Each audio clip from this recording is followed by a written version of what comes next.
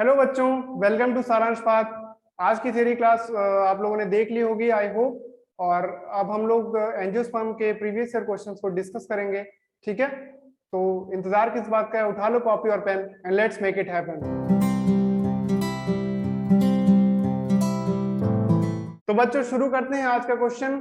पहला क्वेश्चन जो आपके स्क्रीन पर दिख रहा है वो ये है कि which one of the following pairs is wrongly matched. Option A ginkgo archegonia, Salvinia prothallus, viroids RNA और मस्टर्ड में सिनर्जिड्स। तो सेल्विनिया इसका जो ऑप्शन है वो गलत है, ऑप्शन बी सही है। ठीक है, नेक्स्ट क्वेश्चन देखते हैं। How many organisms in the list given below are autotrophs. एक बार लिस्ट देखते हैं, उसके बाद फिर ये डिसीजन लेते हैं कौन सा इसमें से ऑटोट्रॉफ है।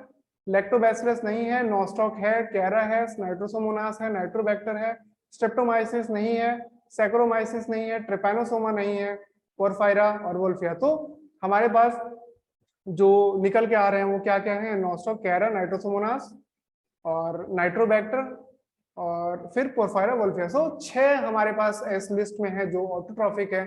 So option C is correct. अगला question, male and female gametophytes are independent and free living in. तो इंडिपेंडेंट और फ्री लिविंग आपको पता है कि इनमें से ऑप्शन जो दिखाई पड़ रहे हैं वो स्फैग्नम है, ऑप्शन डी, जो कि जहां पर गैमेटोफाइट्स फ्री लिविंग है। ठीक है, अगला क्वेश्चन देखते हैं। Which one of the following select one of the following pairs of important features distinguishing netum from cycas and pinus and showing affinities with angiosperm। तो जब आपने थ्योरी क्लास देखा तो मैंने वहां पर बताया था कि नीटम एक ऐसा प्लांट है जिम्नोस्पर्म का जिसकी कैरेक्टरिस्टिक्स कुछ कुछ शो होती हैं एंजियोस्पर्म से। तो देखते हैं क्या कैरेक्टर है।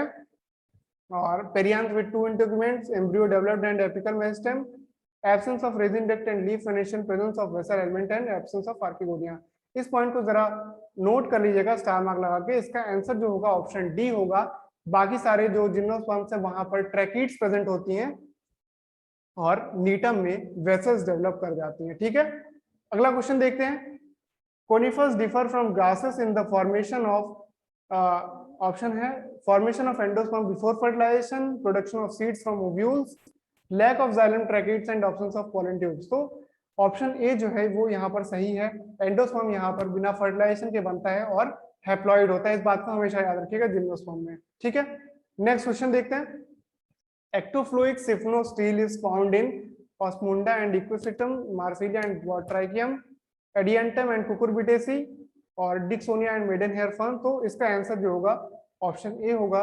ये जब आप लोग स्टील पढ़ेंगे तो वहां पर आप लोग देखेंगे। ठीक है, फिलहाल के लिए आप इसको नोट कर लीजिए, option A. Next question match करना है, देखते हैं। पेरिटाइकस फ्लैजिलेशन देखिए आपको दिखाई पड़ रहा होगा, पेरिटाइकस फ्लैजिलेशन एस्चेरिचिया कोलाई।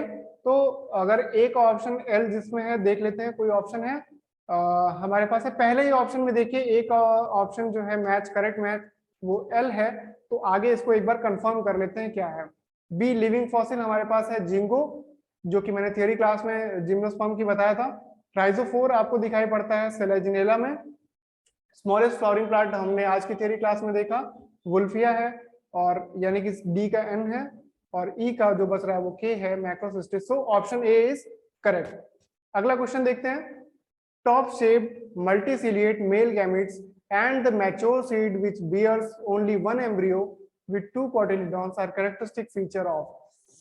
इस पॉइंट को भी आप लोग बेटा नोट कर लीजिएगा, बहुत इंपॉर्टेंट कैरेक्टरिस्टिक है कि जो इसका आंसर पहले देख लेते हैं फिर बताते हैं। आंसर है साइकेड्स, साइकेड्स यानी कि ऑप्शन ए। तो नोट कर लीजिए कि साइकेड्स के जो मेल गैमेट्स हैं वो टॉप शेप्ड हैं और मल्टीसिलिएट मोटाइल मेल गैमेट्स हैं, और साथ ही साथ इनके अंदर एम्ब्रियो होता है, 2 कॉटिलेडॉन्स होते हैं, लेकिन ये एंजियोस्पर्म में नहीं कैरेक्टराइज होते हैं क्योंकि इनके पास बाकी कैरेक्टर जिम्नोस्पर्म के होते हैं। ठीक है, साइकेड्स ऑप्शन ए करेक्ट। अगला क्वेश्चन देखते हैं। Angiosperms have dominated the land flora primarily because of their power of adaptability in diverse habitat. ठीक है, ये ऑप्शन ए करेक्ट है, बाकी हमें देखने की जरूरत नहीं है। नेक्स्ट क्वेश्चन देखते हैं। Which one of the following, which one pair of examples will correctly represent the grouping spermatophyta according to one of the schemes of classifying plants। मतलब हमें स्पर्मेटोफाइटा के ऑर्डर के हिसाब से इसको अरेंज करना है। तो आप देखिए एकेशियस शुगरकेन नहीं है, पाइनस और साइकस दोनों जिम्नोस्पर्म है, राइजोपस और ट्रिटिकम ये भी नहीं है। ऑप्शन डी जो हमारा दिख रहा है जिंगो और पाइजम, यानी कि एक जिम्नोस्पर्म है और एक एंजियोस्पर्म है, तो ऑप्शन डी जो है वो करेक्ट है। अगला क्वेश्चन देखते हैं, which one of the following is without exception in angiosperms. तो एंजियोस्पर्म्स में ऐसा क्या है जो एक्सेप्शन नहीं कॉज करता है, वो क्या है कि presence of vessel, secondary growth, autophagic autotrophic nutrition और डबल फर्टिलाइजेशन।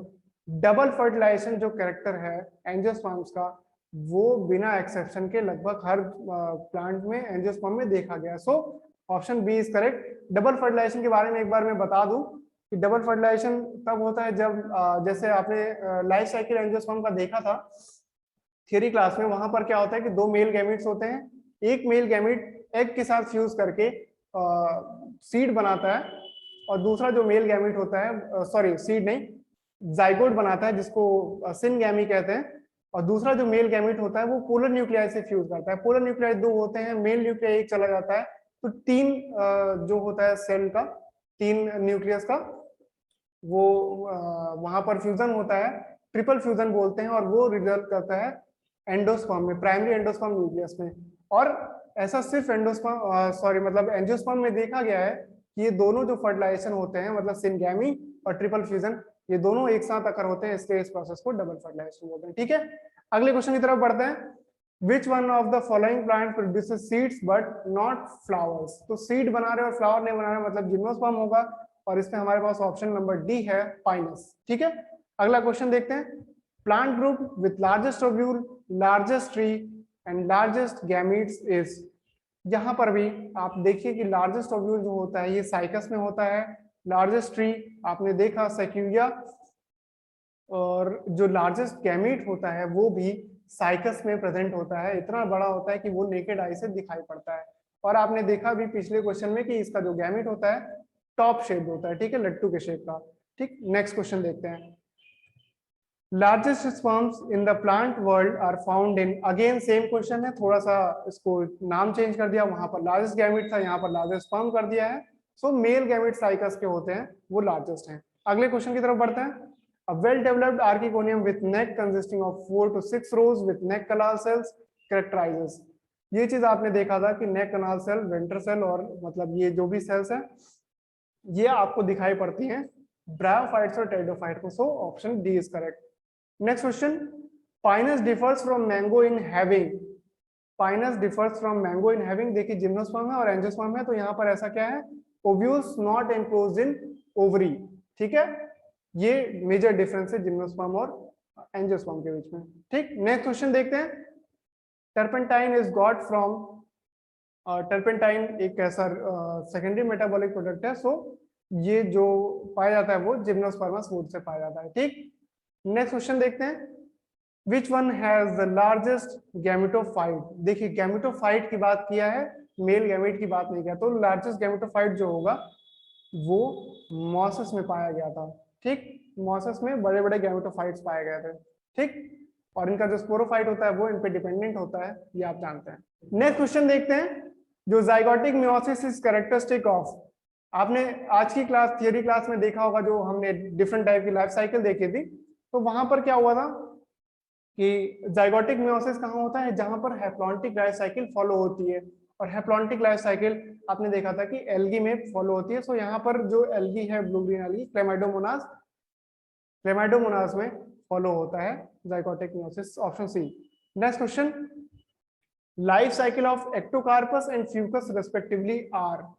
तो फ्यूकस की जो लाइफ साइकिल थी वो आपने देखी थी डिप्लॉन्टिक है, और एक्टोकार्पस की जो लाइफ साइकिल है वो हैप्लोडिप्लॉन्टिक है, इस बात को भी याद रखिएगा। ठीक है, ऑप्शन बी करेक्ट है। Next question, consider the following 4 statements whether they are correct or wrong. The sporophyte in liverworts is more elaborate than that in moss. Salvinia is heterosporous. The life cycle in all seed-bearing plants is diplontic. In pinus, male and female cones are born on different trees. ठीक है, तो गलत statement आपको select करना है। आप देखिए कि मॉसिस में जो स्पोरोफाइट है वो ज्यादा एलाबोरेट है, और ऑप्शन डी की अगर बात करें तो मेल और फीमेल कोन्स जो होते हैं आपने देखा था कि पाइनस जो होता है वो मोनोइशियस होता है, ऑटोइशियस होता है मतलब एक ही प्लांट में दोनों गैमेट्स पाए जाते हैं लेकिन अलग अलग ब्रांच पे, ठीक है। सो ऑप्शन ए और डी गलत है, ऑप्शन बी करेक्ट है जिसमें लिखा हुआ है कि ए और डी, ठीक है। अगले क्वेश्चन की तरफ बढ़ते हैं। Which one of the following has haplontic life cycle. तो यहाँ पर हमारे पास जो आंसर होगा वो है डी फ्यूनेरिया, ठीक है। इसी के साथ हमारा आज का क्वेश्चन आंसर सेशन खत्म होता है। आपको कोई भी डाउट हो तो आप कमेंट करिए, ठीक है। तब तक के लिए पढ़ते रहिए और लेट्स मेक इट हैपन।